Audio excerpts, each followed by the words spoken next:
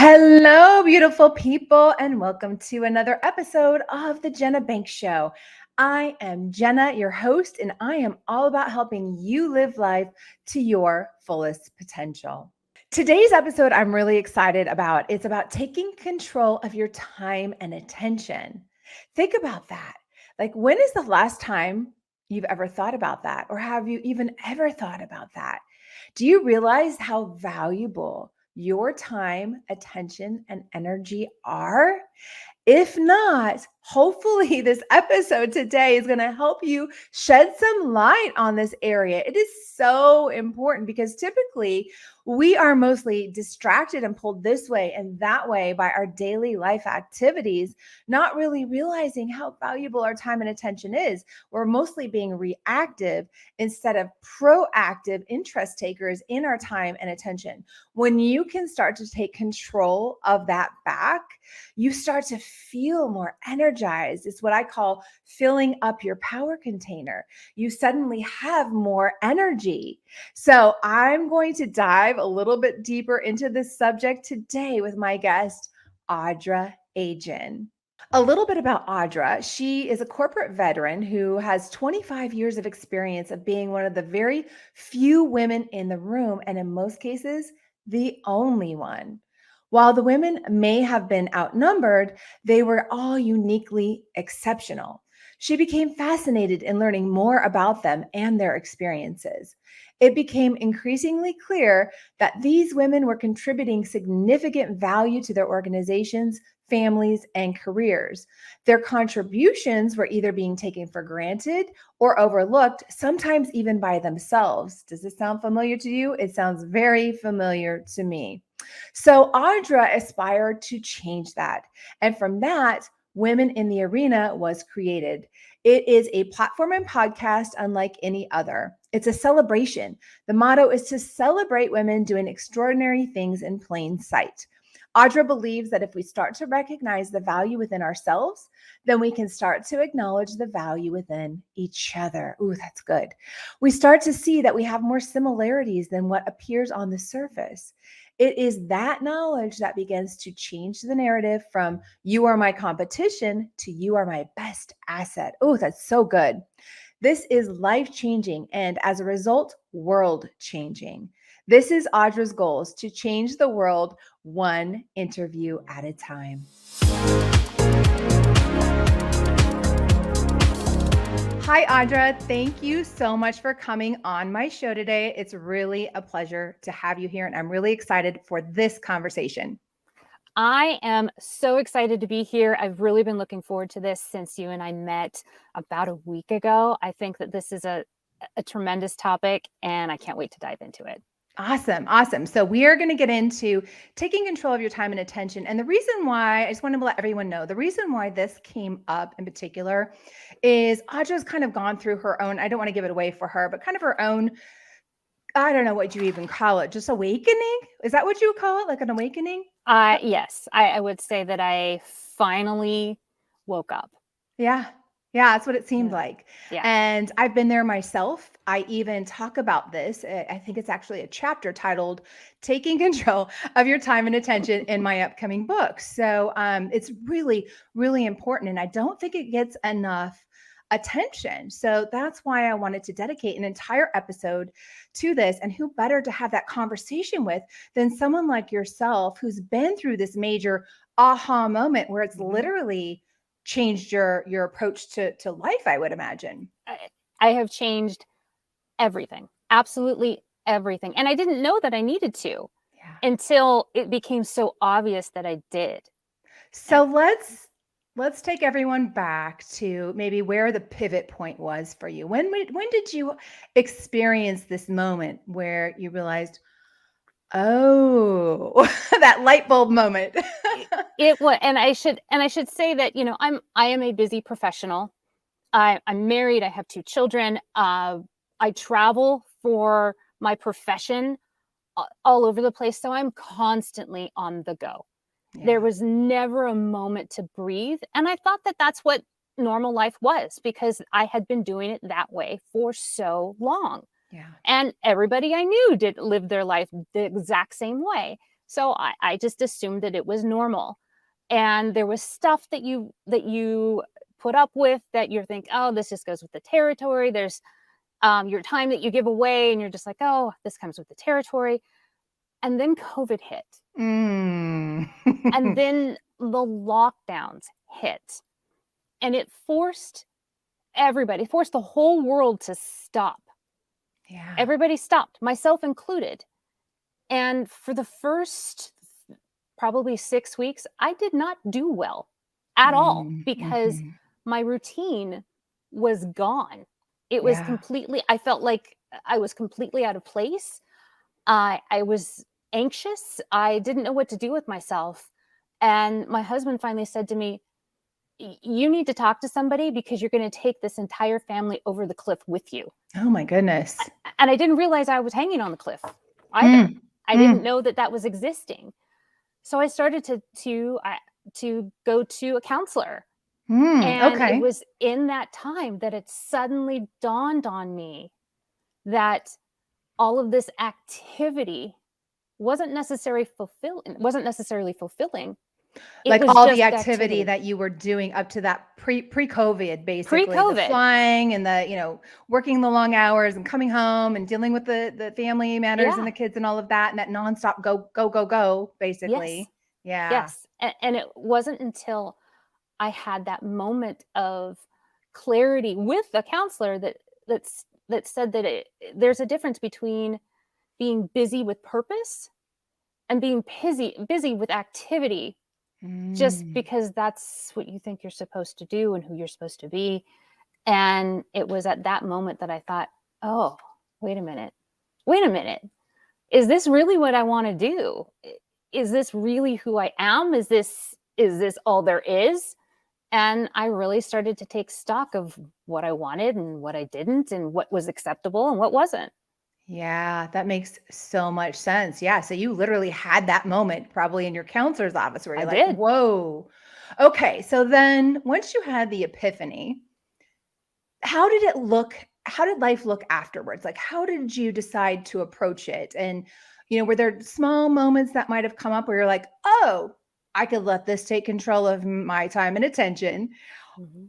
or I could choose to be in control of my time and attention? Like, It didn't, the funny thing is it doesn't come all at once. You yeah, don't just have this major life change all at once. right.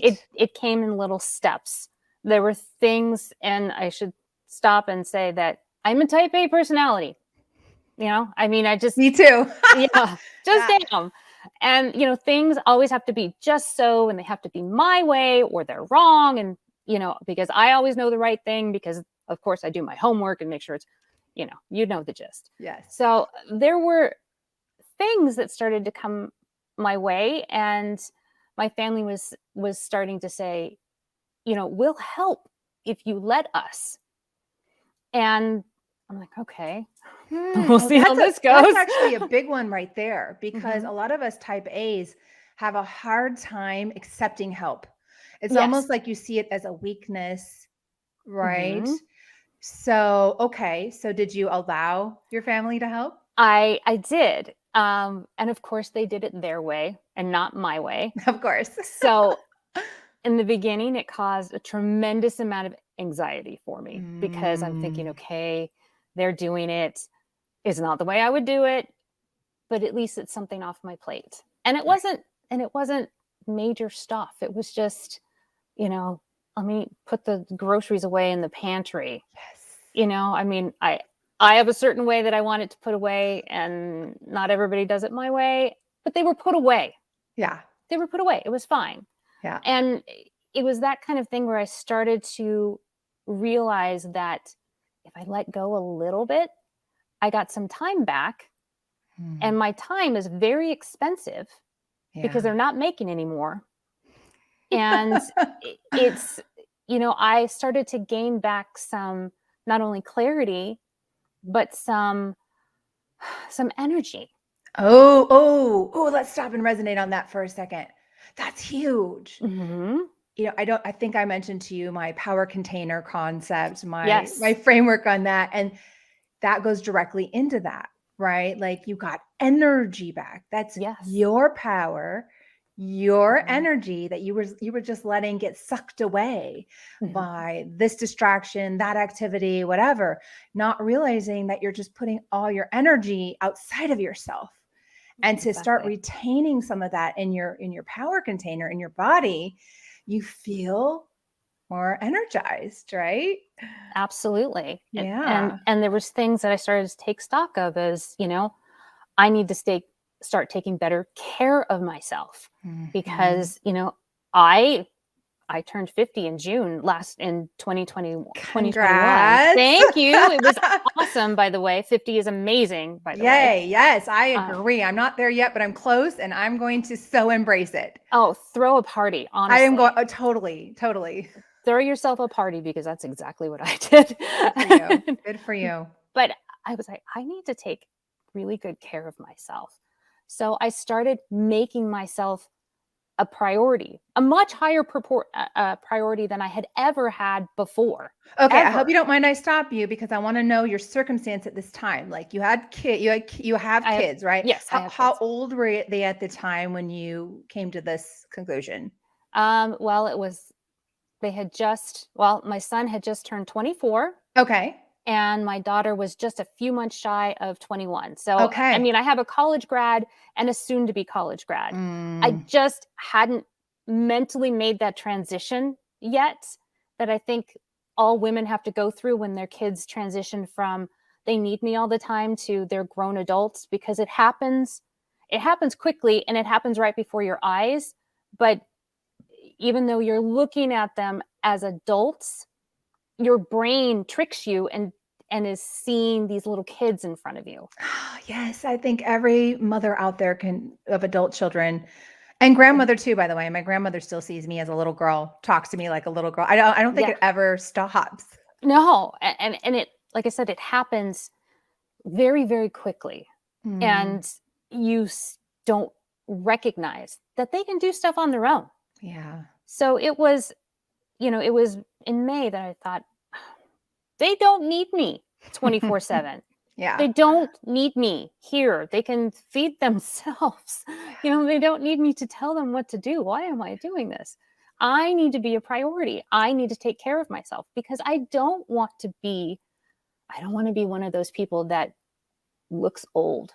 Yeah. I don't mind getting older. I think getting older is reward for a life well lived. 100%. I love getting older, but you're right. Looking older doesn't mean necessarily you're concerned about aesthetics. It's usually an indication of what's happening inside. Correct. Yeah. Absolutely. And I wanted to be healthy in every way, shape, and form that I could. So I Mm. started making that a priority. So I was working on the mental part of it. It was time to take care of the physical part of it.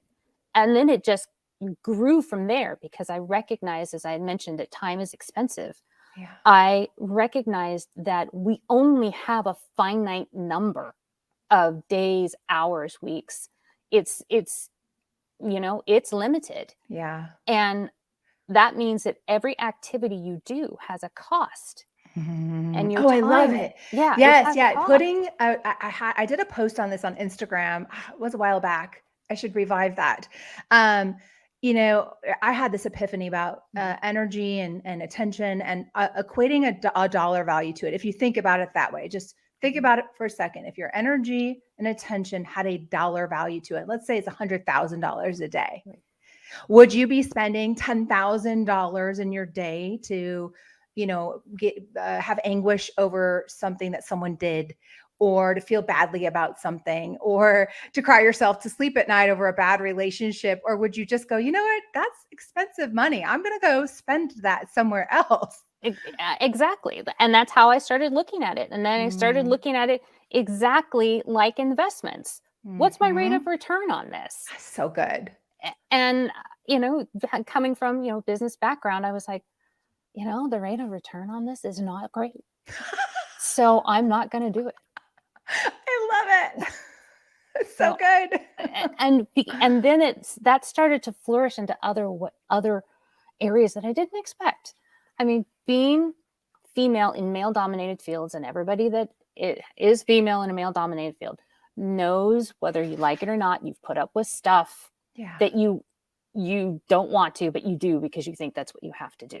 Yeah. Well, when I started thinking about my time as investment and expense and whatnot, I stopped tolerating that stuff. And what happened? Okay, let me ask you this. So you're still working, of course. You work at a Yes. huge company. Yeah. You have a high level position. So once you started taking this approach, did it change anything for the negative for those around you at work or at home? Um, Only for those that I put boundaries up on. And what happened? Like, what was their reaction? They either labeled me as angry, which I'm not. I'm Mm, probably happier than I've ever been, or they labeled me as difficult to work with. interesting. And that was because I was no longer allowing them to treat me any way they wanted to. That's right. You were no longer a doormat. Exactly. I was no longer putting up with the stuff that I thought I had to put up with. So did they I found that sometimes, when people change like that and start setting boundaries, sometimes those that have issues with boundaries act like little children for a minute.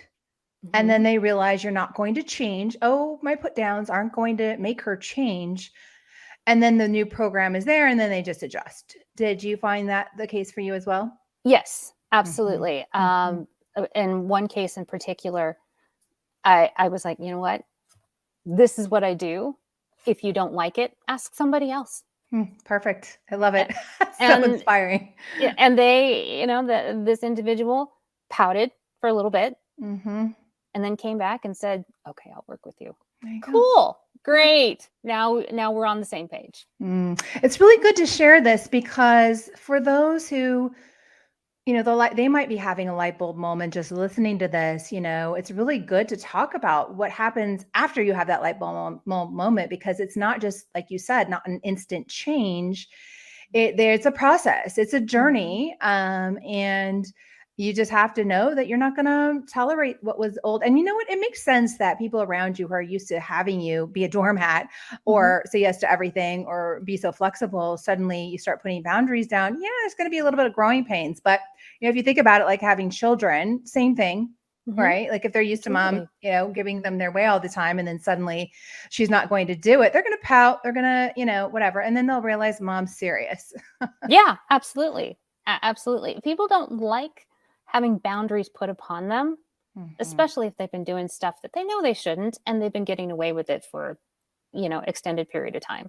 So I will also add to that and say, yes, for sure, for those who are used to you being a certain way. Mhm. But when you behave in this new way around the new people in your life, you don't get that Mm, because no, they don't know you any other way. right. And so you get instant respect. So instead of that expectation of you being a doormat because and I hate to say doormat, I'm sure you weren't a doormat, but you know Yeah. what I mean? Yeah, I Like totally get it. allowing yourself to be so flexible and not setting the boundaries essentially. Once you say, no, I am taking control of my time and attention. And it'll be the way if I'm not comfortable with it, or if I feel like it's a valuable place to spend my time, I'll spend it. If I don't think it is, I'm not going to. And for those who encounter that new you, Mhm. and never have countered the old you just get instant respect. Yeah, and because it's just me, Mm-hmm. and they're like, "Oh, that's great." And um, some of the new women that I have met have asked me, "Well, how did you do this?" And I was like, "Well, it was a process." Mm-hmm. It's a continual process. I'll never stop doing this. Yeah. I'm going to constantly continue to learn, and I Yeah. will probably be in therapy the rest of my life because it's no different than having your eyes checked or Yeah. getting a physical every year. It you should have a mental check too. So Everyone should. Mental health is getting, I love the way that society is now approaching mental health. It's becoming normalized yeah. to ask for help, to get help. And there's nothing wrong with that. In fact, there's everything right with that. Everyone should have therapy at some point in their life, whether it's for relationships or yourself. Like we can all use it. Yeah, I mean, look, this world is weird, and it's really weird right Yes, it now. is. And there's a lot that we deal with on a regular basis. You need an outlet just so you don't go bonkers, Yeah. and that's what therapy is. Yeah. So I have a question for you then. Looking back, now that you know all that you know about this taking control of your time and attention, would you have done anything differently if you could have? Not that it's worth it to live a life of regrets, but let's just say, and not in a regretful way, but if you had to do it differently, being a mom, raising a family, being a working mom, what would you have done differently with this new perspective? If I could, and I know it's not possible, but if I could go back and talk to my 18-year-old self, I would. And what I would say to myself is, you're worth way more than you're giving yourself credit for. You are talented. You are brilliant. People will seek to connect with you. People will be inspired by you. Don't give your time away. And it's totally okay for you to give yourself boundaries. If I could do that, that's the conversation that I would have. I love it. Without having that conversation, there's a lot of things that I've learned along the way. And that had I not been, naive, we'll put it naive, I wouldn't have learned them. Yeah. Because one of the things that I have learned the most, that's been repeated over and over and over again, is that I'm resilient. Yeah. Throw it at me. I got it. It may not be pleasant. It might not be pretty, but I can handle it. And that comes from dealing with issues and challenges and overcoming them. I think that's how resilience is formed. So yes, absolutely. Yeah. So I don't regret the experiences that I've had, because they've prepped me for who I am right now. I feel exactly the same way. I wouldn't want it any other way. Nope. It just led me to where I am today, and I'm very grateful for where I am today. So all the trauma and hardships and challenges, it made me who I am, and I love me. So yeah. And honestly, for the first time in my life, that, because it's funny that you say I love me, for the first time ever, I can say that and mean it. That's so powerful. And once you get there, that's where you come into, my time is valuable. I'm worthy. I'm a decent human being, and too bad if you don't think that I am. There's plenty of other people that do. So I don't want to spend my expensive time with you. Yeah, I love it so much. I don't want to spend my expensive time with you. That needs to be a t-shirt. Definitely. Or my time is expensive, value it. Yes. Yeah, yes. Or something like that. There's a t-shirt in there somewhere. Yes. And we should hand it out to every single woman on the planet. 100%. And every 18-year-old at that. Yes, every 18-year-old. Wouldn't it be amazing if we could speak to every 18-year-old and tell them this? Yeah. I mean, they're going to have to learn their own issues along the way, but wouldn't it be amazing to have half the battle done by telling them? I agree. And I think it starts with modeling it as women. Yes, agreed. That's the key. You don't even have to say it. If you are that, they think to themselves, wow, this is what a woman is. Mm-hmm. She's in control of her time and attention. Exactly. Yeah. And it's been important for me, as this has been evolving, to model this for my daughter, who's now 21 years old. I need her to see this. I need her to see that you can be strong and kind at the same time. Yeah. You just gave me chills. Okay, so my partner and I are launching a new company called Tiger Feather. Cool. Is that cool name? What is Tiger Feather? It's just what you said. Strong and kind at the same time. So it is the self-love journey actualized in the form of products. I talk about self-love through my book. I'm putting together a course. I'm doing speaking. I'm out there on my podcast and doing other podcasts. But, I love products. I have a product background. And so Tiger Feather is basically the epitome of that, the physicalization of our self-love journey. So it'll be products that support that, like things that will give you affirmations of this stronger you that's still kind. Yeah. And so, yeah, that's what Tiger Feather stands for. Yeah. That's really cool. I mean, there should be more of that. I agree. I Should agree. absolutely be more of that because, I mean, one of your greatest powers is kindness. Yeah. Yeah. Compassion, kindness, empathy. I really love seeing, and you're probably seeing this as well in the corporate world, that empathetic leadership is getting its moment.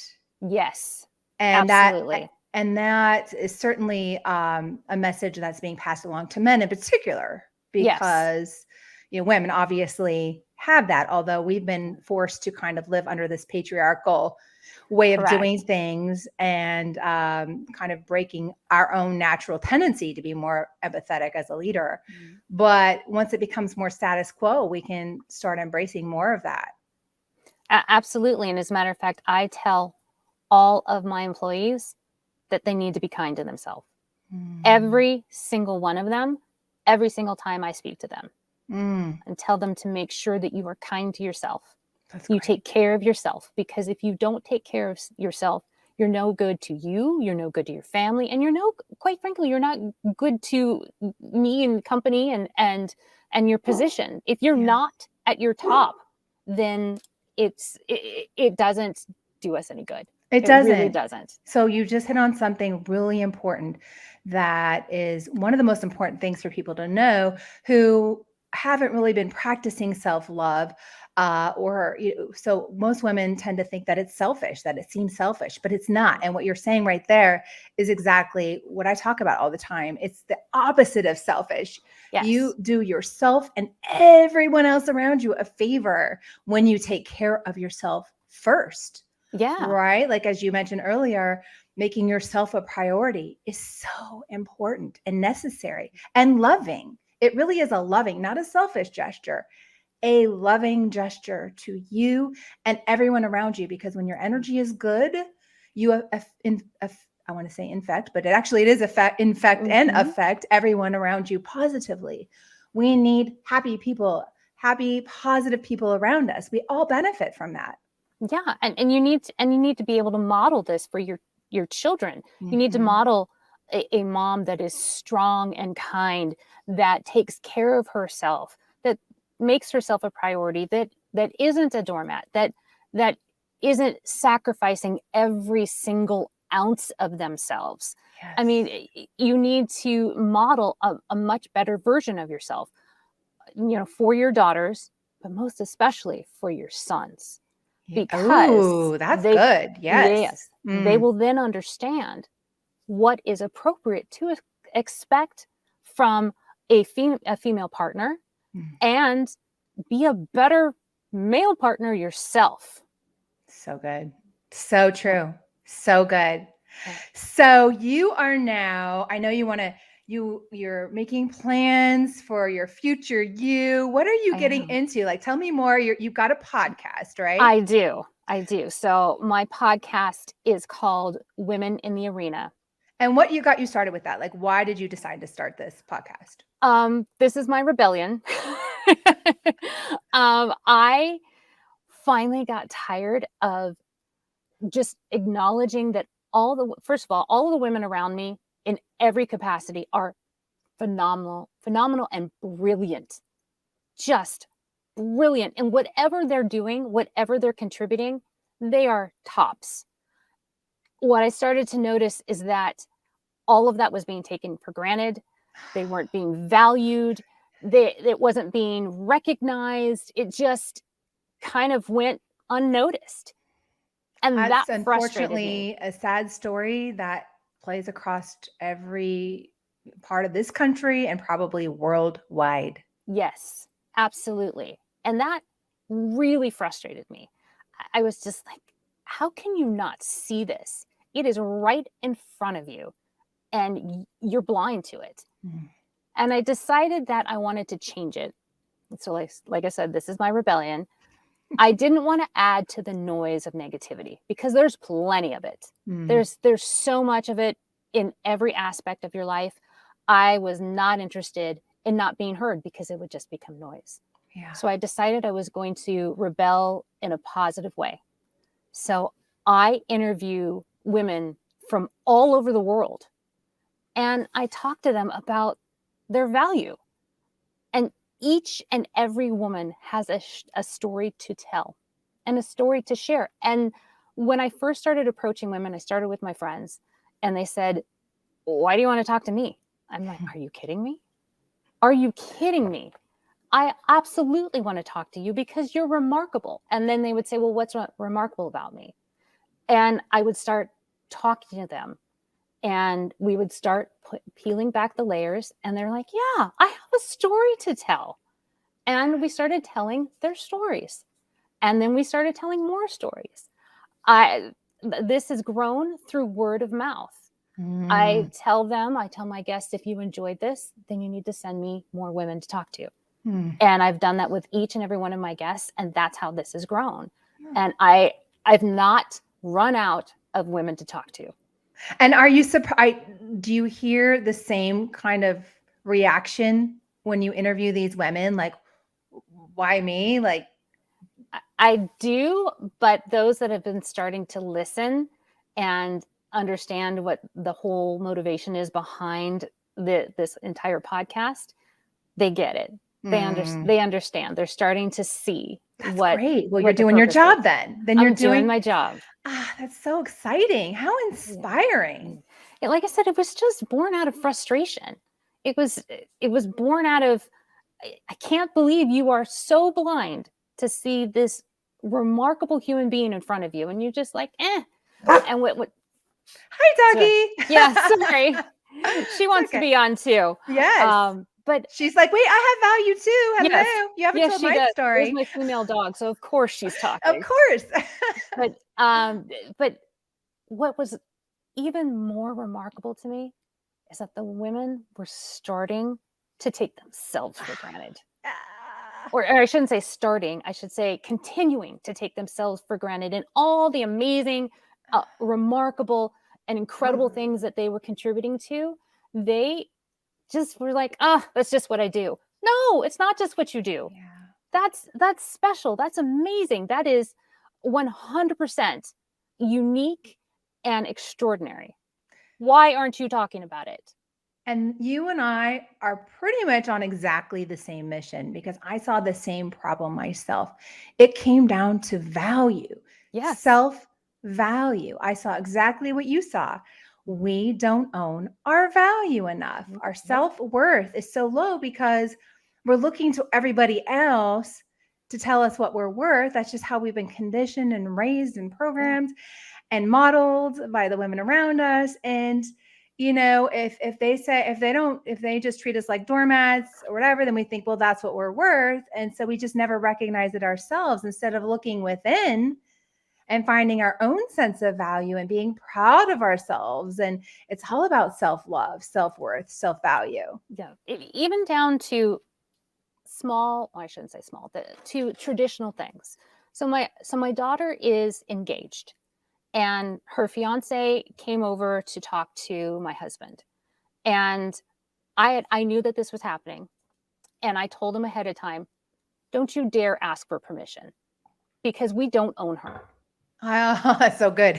Yes. Don't ask for permission. Yeah. If you want to talk to her dad, because this is really important for her, you can ask for a blessing. Don't ask for permission.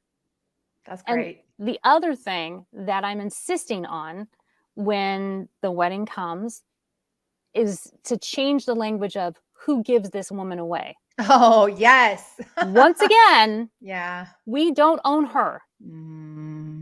We'll change the language to, who blesses this union or whatever. It doesn't even matter to me, as long as she's not reduced to property. So powerful.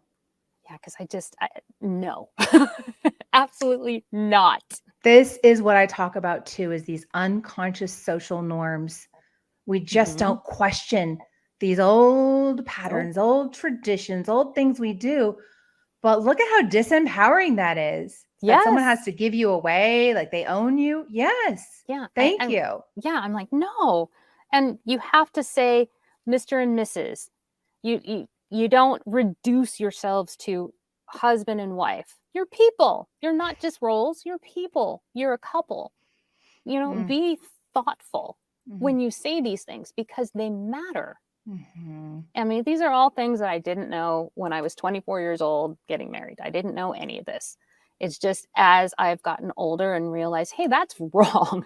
Yeah. And if we're going to change this programming, then we have to be careful about our language. Yeah. Words are powerful. They are. So Words are powerful. words are things.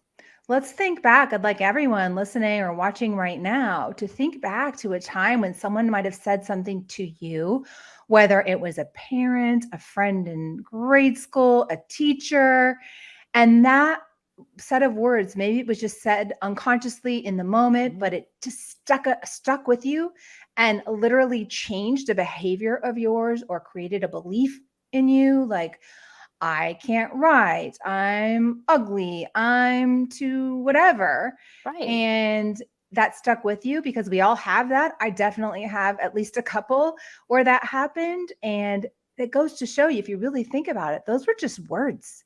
Mm-hmm. But how powerful were those words? They were huge.